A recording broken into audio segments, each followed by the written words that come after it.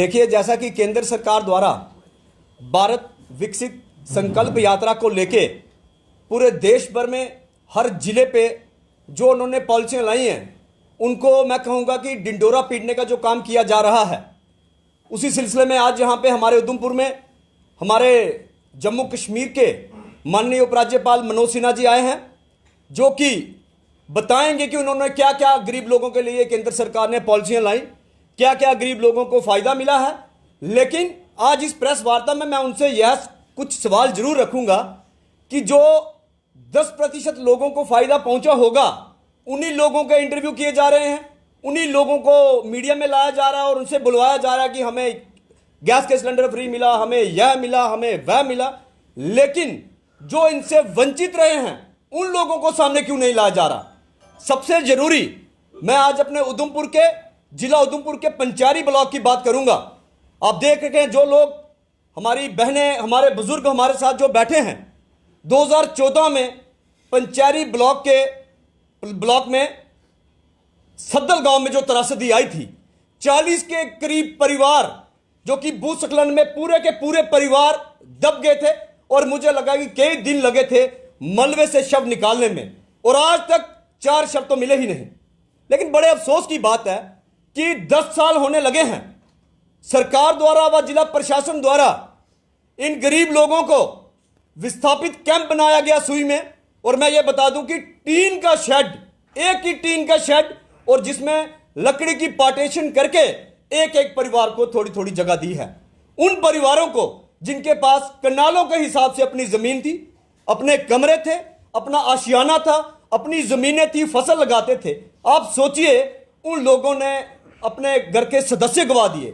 एक तो खेमराज जी, जिन्होंने अपने परिवार के 9 सदस्यों की जिनकी मौत हुई थी, और वो भी बेचारे आज इस टीन के शेड में 10 सालों से रह रहे हैं। और उससे भी शर्मनाक बात देखिए, हमारे केंद्रीय मंत्री जिन्होंने ये गांव गोद लिया था, और 10 साल हो गए गांव गोद लिए हुए।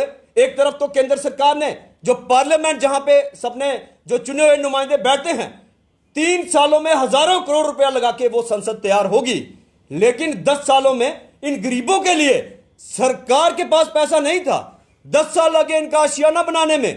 तो अभी प्रशासन व सरकार कहती है कि इनको 5-5 मरला जगह जो अलॉट कर दी गई है, जल्द ही इनके मकान बनाए जाएंगे। लेकिन जो 10 सालों में इन्होंने दुख झेले हैं, इन 10 सालों में जो छोटी बच्चियां इनकी थी, कई बच्चों की यहीं पे इनके टीन के शेडों के बीच में ही इन गरीब लोगों ने बच्चों की शादी भी करवाई। और उन शादियों में सरकार व प्रशासन, मैं उपराज्यपाल जी को बताना चाहता हूं जो यहां पे आज आए हैं, बताने की सरकार क्या कर रही है।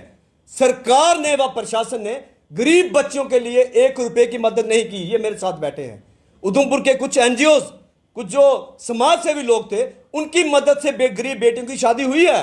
सरकार व उपराज्यपाल की तरफ से कुछ भी नहीं मिला। मैं उपराज्यपाल से पूछना चाहता हूं, आपका स्वागत है, आप आज उधमपुर में आए हैं, लेकिन क्या आपको इन गरीबों की याद नहीं आई?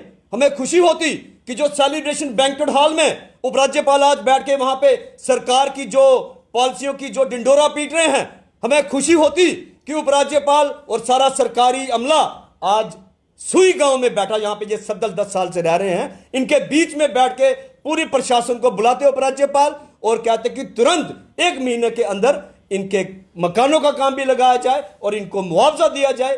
लेकिन ऐसा कुछ नहीं किया। क्यों? क्योंकि ये सरकार, केंद्र सरकार, और मैं कहूंगा कि उनके जो अधीन हमारा JKUT प्रशासन आता है, उपराज्यपाल, ये सिर्फ दिखाने का काम कर रहे हैं, दिखावा है, ग्राउंड पे कुछ भी नहीं है। आज हम इस प्रेस वार्ता में ये मांग करते हैं जिला प्रशासन से भी और JKUT प्रशासन से और उपराज्यपाल से कि माननीय उपराज्यपाल साहब, आज आप उधमपुर में आए हैं, ये जो सरकार, आपका भी क्या कसूर है? ये केंद्र सरकार का डंडा सबको लगा हुआ है। जो उनकी उपलब्धियां नहीं गिनाएगा, उस पर कोई ना कोई गाज गिरेगी। सबको अपनी कुर्सी बचानी है।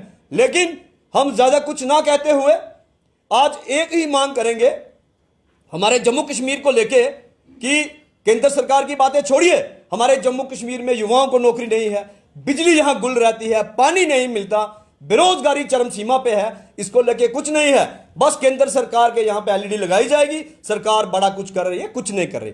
आज हमारी सिर्फ और सिर्फ एक मांग है कि जो बेचारे विस्थापित हमारे साथ बैठे हैं, 40 के करीब परिवार जो कि सुई में हैं, आज भी बेचारे दर दर की ठोकरें खा रहे हैं। आप देखिए, किसी का मन नहीं करता कि अपने जमीनें जिनकी चली गई, परिवार जिनका छिन गया, ये काम सरकार ने प्रायोरिटी में 1 साल के, अगर 3 साल में संसद भवन बन सकता है, डीडीसी चेयरमैन का विरमा पुल के साथ ऑफिस बन रहा है, हालांकि अच्छा ऑफिस है उनका यहां पे, लेकिन फिर भी क्योंकि डीडीसी चेयरमैन है, उनके लिए यहां पे बिल्डिंग भी तैयार होने में है 2 सालों के भीतर, लेकिन 10 सालों में इनके लिए 5 मरले आशियाना बनाने के लिए सरकार के पास टाइम नहीं है। और मैं जितेंद्र सिंह जी को पूछना चाहता हूं, जिन्होंने यह अडॉप्ट किया था, बड़े बड़े काम किए जितेंद्र सिंह जी ने, देविका प्रोजेक्ट का काम किया था, यहां भी बेड़ा गर्क हुआ है, और जो गांव अडॉप्ट किया था, मुझे लगता है कि एक ये काम अगर माननीय सांसद साहब डंका कर जाते ना, तो शायद भगवान भी उनको माफ करते, लेकिन उन्होंने अपने टेन्योर में कोई भी काम नहीं किया।